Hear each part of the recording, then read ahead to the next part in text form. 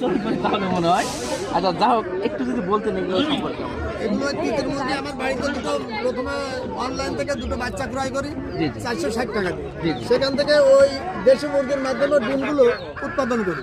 ভাই 2টা মুরগি দিয়ে এতগুলো মুরগি? জি, আরো আছে বাড়িতে, আরো রয়েছে। আনতে ভাই রে পারি ভাই, না। আমি তো অবাক।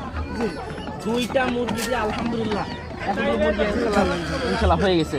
আচ্ছা তাহলে এই যে তিতি মুরগি যে ডিমের কথাটা বলা হয়, ডিমের জন্য আসলে কি সেরা? ডিম অবশ্যই সেরা, কারণ বীজ তো মানে যেগুলো ফোটে অধিকাংশ ফুটে যায়, কিন্তু দেশি মুরগির পেটে আমাগুলো ফুটাইছে।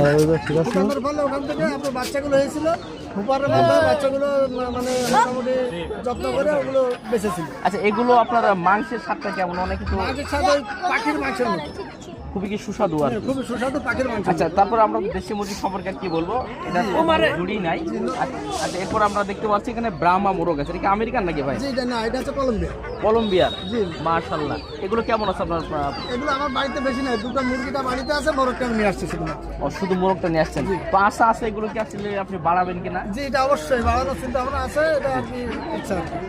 আচ্ছা কবুতর, অনেক কবুতর দেখতে পাচ্ছি আমরা। এটা আছে আমার বড় ছেলের শখ, সে আজকে 18 সাল থেকে এ পর্যন্ত বিভিন্ন ব্রিডের জাত সংগ্রহ করে। আলহামদুলিল্লাহ আলহামদুলিল্লাহ। সেখান থেকে সে আছে ইলেকট্রিক্যাল